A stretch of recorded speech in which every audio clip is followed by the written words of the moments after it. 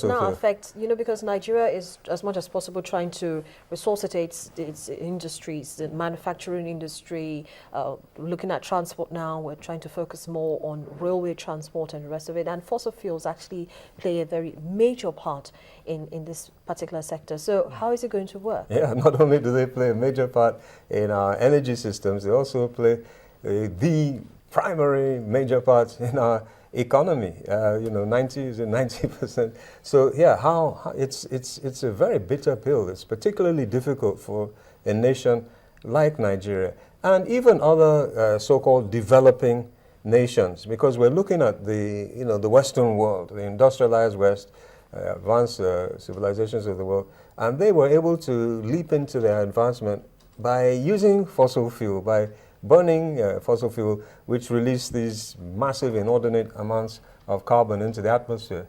And we are now being told that, well, we need to now cut back on our carbon emission. And we're looking at these nations who jump forward into civilization by using fossil fuel, which with massive carbon emissions. And it's particularly aggravating for countries like India and China. Not necessarily even Nigeria, but India and China with their massive populations. They want to move forward. They want to march into the industrialized revolution and go forward in their lives. And they want to use the same systems. However, unfortunately, what was good for the goose is not necessarily good for the gander. So now, in Nigeria's own context, how can it be done in such a way that it will be a win-win situation for all concerned? Well, I divert a little bit from some of my more hardcore environmental activists when I say that we need to be, practical. We need to be realistic about this. We can't just, we're not going to shut down, our oil and gas industries. I believe that if natural gas, which is far less polluting than diesel or petrol and certainly coal, if it's extracted responsibly with minimum or zero leakage, then natural gas could be a very, very good transitionary energy system, because it does pollute far less. It gives off far less carbon. But the key there is in the extraction process, because methane is also a far more aggravating greenhouse gas than carbon dioxide. It has like a 50-to-1 ratio. It's 50 times more effective as a greenhouse gas than carbon dioxide. So you just need to leak a little bit of methane into the atmosphere, and you're negating all the benefits of transiting to gas-powered fired systems. But I think that's possibly, in the short term, the way to go, and I do believe that this is the thinking of people in government circles. Most of the new electricity turbines we have are gas-fired, and definitely for domestic cooking and so on, gas is far more preferable to kerosene. But again, here government needs to play a very, very important role. And my mind goes back again to those poor women, who are carrying the firewood. It raises the question: why is it the women that have to go and carry fire? But that's for another discussion. That's for another day. Wouldn't it be really nice if this woman's burden could be somewhat eased by a pragmatic thinking, benevolent government that would say, okay, here is a domestic cooking gas cylinder for you to use.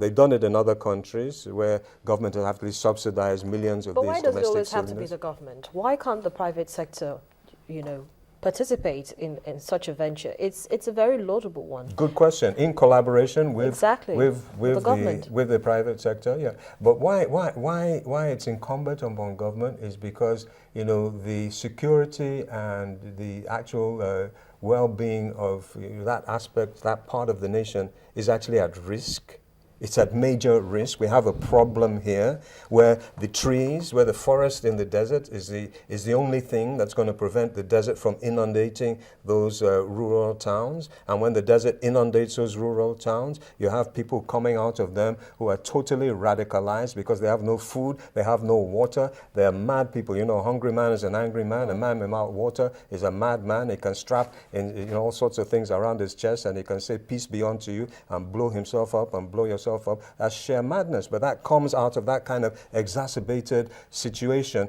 where you no longer have anything. So it's incumbent upon government to intervene in that area. And one of the ways that they could intervene is to help the people not to be cutting down the trees, because they need to cook their food. It's either they eat raw food or they go and walk for 2 kilometers to cut a tree down. Whereas if government could buy a couple of million of these little cylinders and intervene and say, okay, here you are, here's a nice little gas cylinder, and we're going to be able to refill it, and work with the private sector who provide those cylinders and provide the refilling plants. This could be a way of alleviating this problem. And believe you me, it's a huge, massive problem. When the desert takes over villages, after village after village, and makes hundreds of thousands of people into environmental refugees, you have a huge security problem on your hands. So that's where it's incumbent upon government to definitely, as you said, partner with the private sector.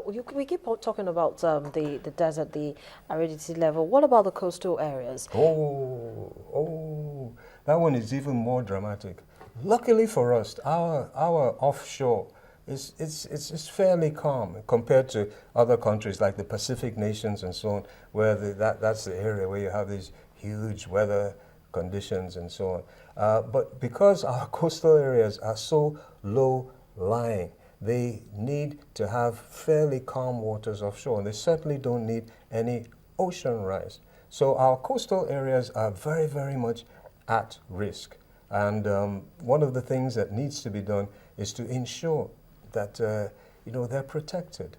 They're protected. Along the coast, you have people doing all sorts of illegal sand dredging. You have people removing seashells. You have people cutting down trees there. All these things are protecting the shoreline for economic reason. I mean, if you have a bag of seashells, it's quite valuable.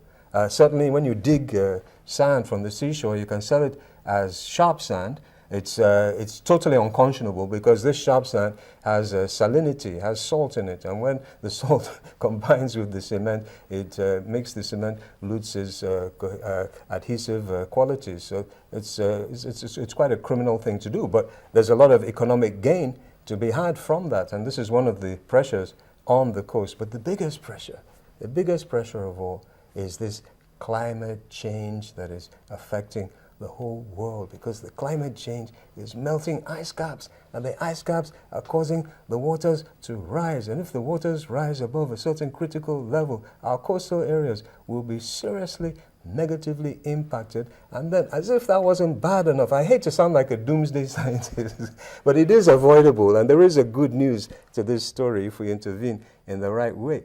But if we don't stop this whole climate change scenario, we're going to cause a situation where you have now big hurricanes and big storms off our shores, which we never had before, because we're changing the whole natural paradigm of the climate of our area. Well, Mr. Majekodunmi, this is the last stretch.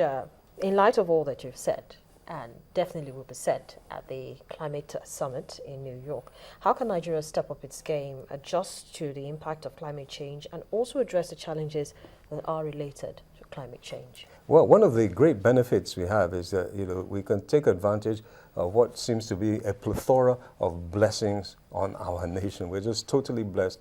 And one of the things that we are blessed with that could drastically impact positively on climate change is our forest belt. And this is one of the driving factors, one of the driving ideologies of the Nigerian Conservation Foundation, on whose council I'm privileged to sit. And the president of the NCF, Uzoma Philip Asiodu, is advocating for Nigeria going back to 25% forest cover. forest cover, where we've degraded it down to about 9%, and we need to build back very, very rapidly. This will have such a positive effect because the forests, the trees, will absorb that carbon dioxide, and of course it'll give out life-giving oxygen as well. So this is an area that needs to be looked at very, very critically, and we should intervene very dramatically and very vigorously to protect our forested area and to regrow. And everybody under the sound of my voice, and even those who haven't heard this program, should be they should be pleaded with, they should be cajoled, they should be begged, maybe even forced to plant a tree or 2 or 3. Well, thank you so much, Mr. Majekodunmi, for that. Thank you so much also for joining me on the program this morning. Thank you.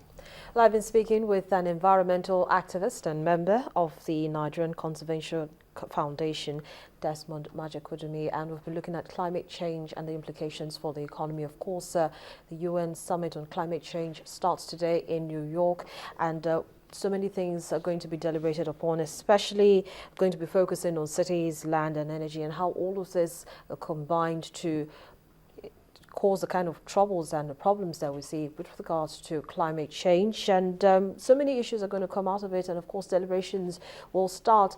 And as Mr. Majekodunmi has said, it is everybody's decision to make sure that they plant a tree. Planting a tree will actually reduce the amount of carbon emissions that we have in the air and protect not just ourselves but also the future. But that's the program for today. Thank you so much for watching. I'm Harriet Agbengi.